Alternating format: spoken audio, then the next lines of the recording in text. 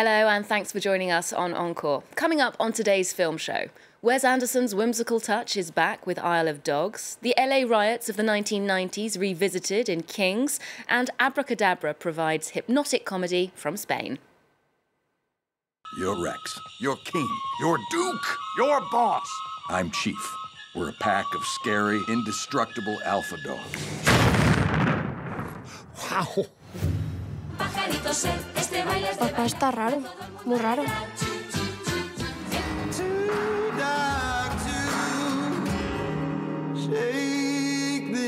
Streets.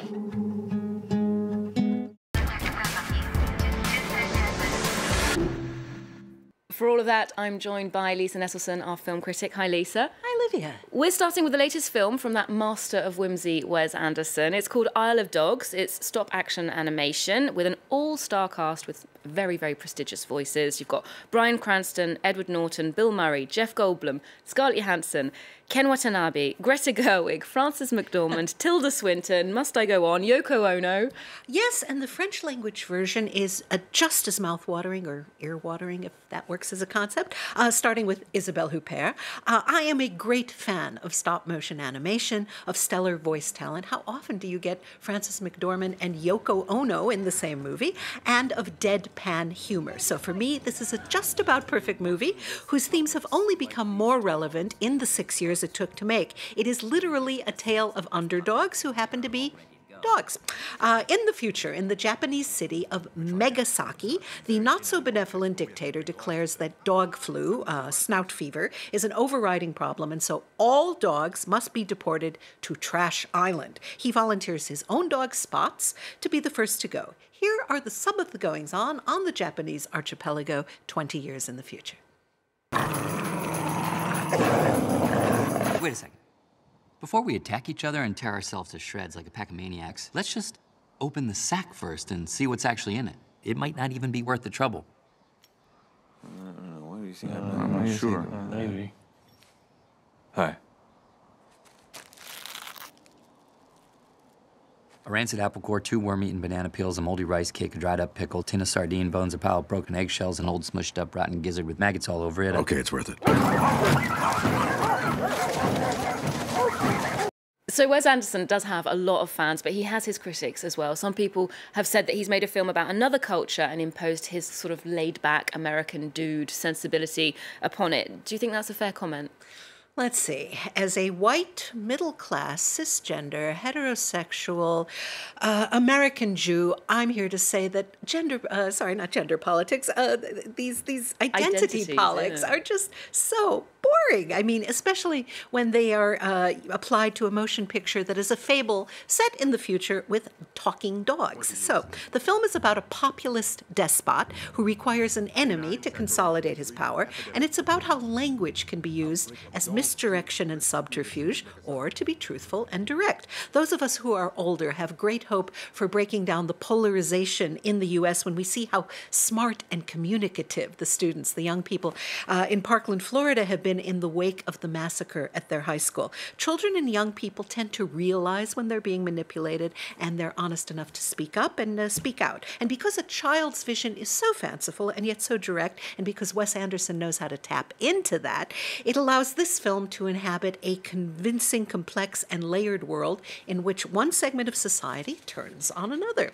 It addresses discrimination, how badly refugees are being treated in many places all over the world, and how there can be alternative solutions to problems that get suppressed by the powers that be. Now, that sounds heavy, and in places actually it is, but the humor is so dry that it's combustible. Some people complain that Anderson's films are too cute. I think there's a melancholy undertow that I found thrilling. How often do you witness an animated organ transplant? Well, very rarely, I must admit. So in terms of this cultural appropriation issue, people shouldn't be taking offence at this, or even if they are, they shouldn't be taken seriously. Not unless they're applying for a position as a literal-minded doll. No. Anderson co-wrote the screenplay with a Japanese person. I think the film is completely affectionate and respectful toward Japan and its tradition of great cinema. I don't have any particular affinity for dogs, but I do like haiku. I wrote my first haiku in high school, and as I came out of the screening, it came back to me in all its glory. A giggle gurgles within my recessed throat moat, and pole vaults outward.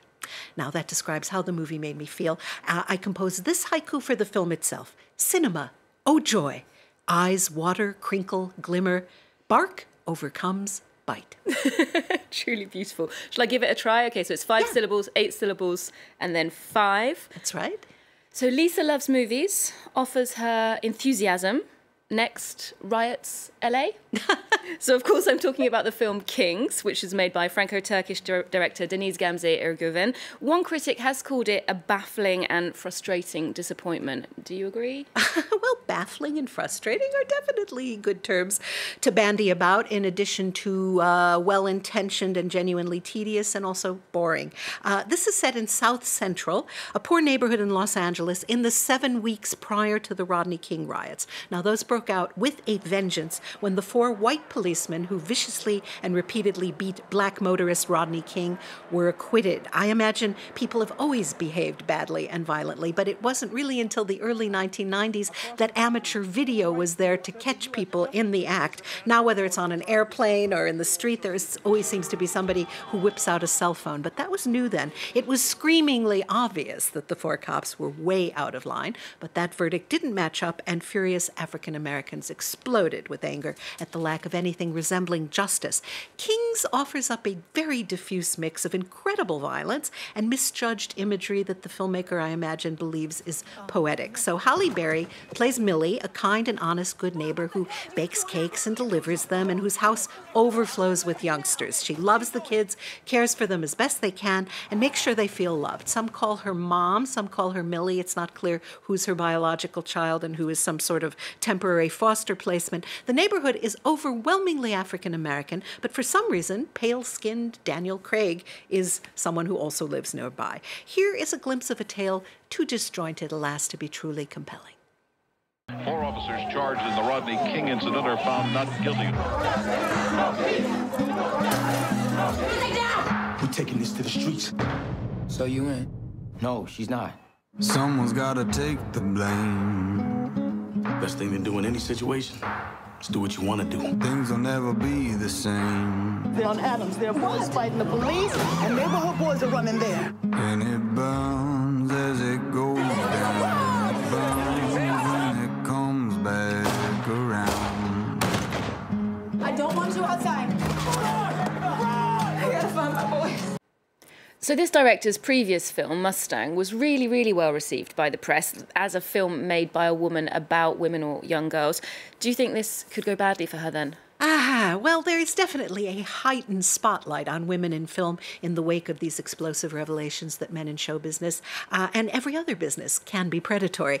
The pendulum is swinging toward women with great force. But what do you do when a woman has directed a film, perhaps tackling a story few men would consider, and the result just isn't very good? Do you conclude that women can't make movies, or do you conclude that making a good movie is really hard no matter who's doing it, and it's sort of a miracle that doesn't happen all that often? If you do want to seek out a recent American film directed about a woman about the sorry state of race relations in 20th century America, I strongly suggest Catherine Bigelow's Detroit. That film crackled with tension and injustice, and you know when you're in the presence of a born genuine filmmaker. For now, it seems to me that Deniz Gamze Ergüven has been extremely lucky, but she will continue to be a developing talent to watch. Okay, we'll keep an eye on that one. Well, moving to a film now from Spanish director Pablo Berger, who swept the Goya Awards in Spain 5 years ago with his previous film, Blancanieves, or Snow White. He's back with Abracadabra, which sounds like it could be magical. It is aggressively and exhaustingly original, and an excellent example of why going to the movies in public with other people is usually a good idea, because there were some Spanish speakers in the audience and they were giggling, and that was contagious, and it made it more enjoyable for the rest of us.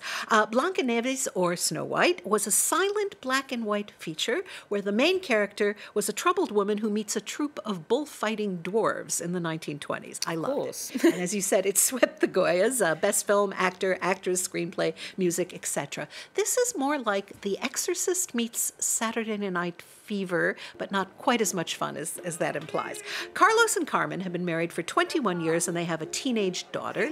He is a selfish macho creep who cares about football and also football. The family is late to a nephew's wedding where Carmen's cousin Pepe performs a hypnotism act with Carlos as a volunteer from the audience. Now, the hypnotism act is a bust, or so it seems at first. But the next day, Carlos is kind and solicitous. He brings his wife breakfast in bed. He does the washing up. He does the vacuuming. It's as if he's turned into somebody else entirely. But there's more than one catch-22 to his transformation.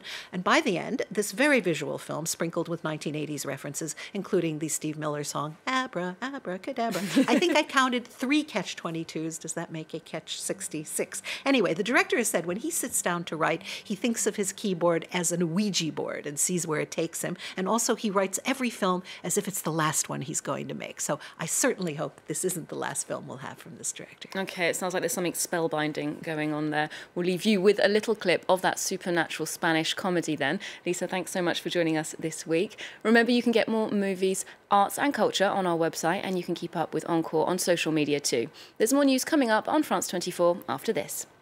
Señoras, señores, tengo el gusto de presentarles un espectáculo de hipnosis único en el mundo. ¿Se puede ser más tonto que este tío? Carlos, por favor. ¿Algún voluntario? Un aplauso para el voluntario, ¿no? Os quiero pedir, por favor, que miréis atentamente mis manos. Tenéis sueño. 1, 2, duerme. Ya estás. In this week's edition of France in Focus, we've got our eye firmly fixed on the French national railway operator, which is on track for some major reforms, all part of a plan aimed at reducing debt and increasing cost effectiveness. Well, we'll find out more about what's in store for people who work for the SNCF and those who use it. France in Focus on France 24 and France24.com.